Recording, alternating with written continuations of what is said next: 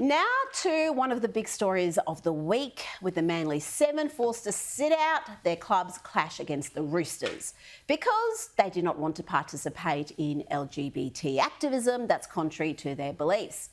You know, the woke left can't even play by their own stupid rules. They love preaching tolerance, inclusion and acceptance. They love railing against white privilege, but they're not very good at practicing it, are they?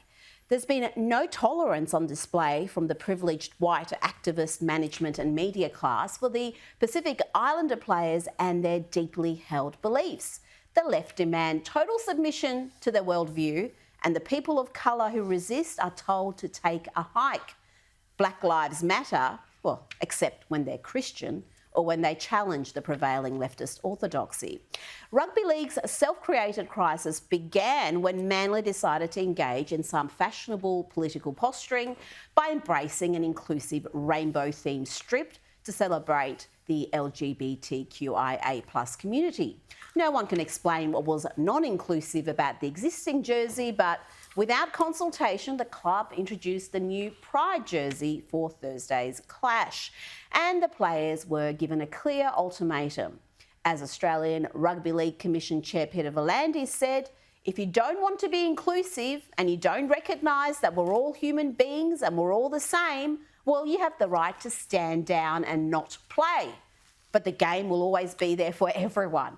It's a bit confusing. I mean, you feel the tolerance there. Participate in our activism or else.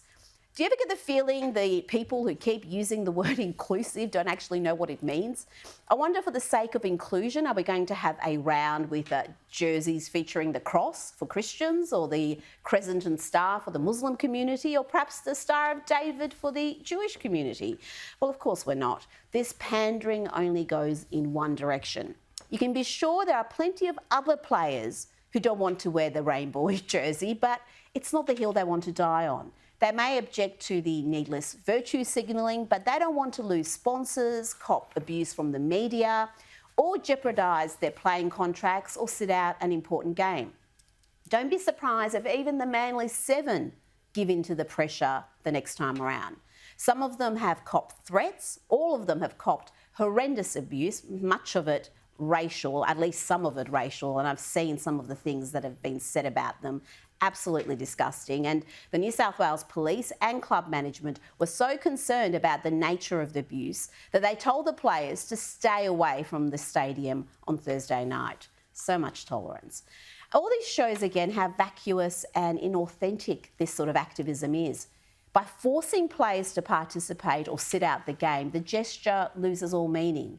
The very white, very woke types who love leftist political pandering masquerading as inclusion have been quick to mock the Polynesian players, pointing out they have no issue wearing jerseys featuring gambling or alcohol ads. Now, I'm no religious scholar, but these folks appear to be mixing up Islam with Christianity. James, you know a bit more about this. Nothing in the Bible about drinking in moderation, is it? There's nothing that's going to send you to hell. I mean, Jesus did turn water into wine, didn't he, at some point? In any case, it's hard not to see a double standard in the treatment of AFLW player and practising Muslim Haneen Zreika, who declined to wear a pride jumper, and cricketer and practising Muslim Fawad Ahmed, who declined to have VB's logo on his Australian shirt. They weren't endlessly mocked or subjected to horrendous racial slurs because of their beliefs. But when it comes to Christians, it's open season, even if the Christians happen to be people of colour. The very same folk who characterise any criticism of Adam Goodes or Lydia Thorpe as inherently racist are happy to mock the deeply held religious beliefs of black athletes. If you ask me, religious, political and ideological activism has no place on the sporting field. And if the players don't like it, you can be sure that the majority of fans are sick of it too. A number of online polls on major news sites this week showed overwhelming support for the players, the Manly Seven, with some sites having around 4 in 5 siding with the Manly Seven. And even the thoroughly woke news.com.au had 2 in 3 readers say the players shouldn't have to wear the rainbow jersey.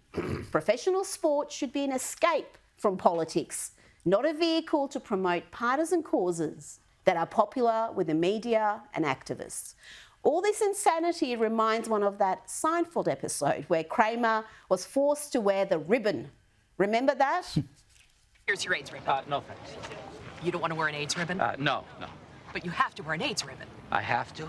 Yes. Yeah, see, that's why I don't want to. But everyone wears the ribbon. You must wear the ribbon. What you are? You're a ribbon bully. Hey, you, come back here. Come back here and put this on.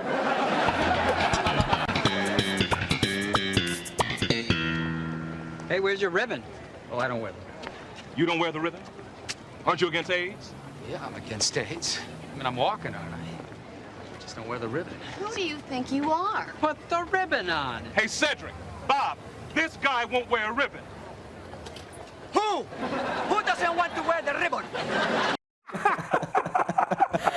The ribbon bullies have become the rainbow bullies, life imitating art. In the end, if you remember that episode, Kramer was taught to wear the ribbon, just as the dissenting players are being taught to submit to the rainbow or else.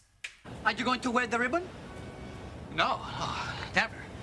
But I'm wearing the ribbon. He's wearing the ribbon. We are all wearing the ribbon. So why aren't you going to wear the ribbon? This is America. I don't have to wear anything I don't want to wear.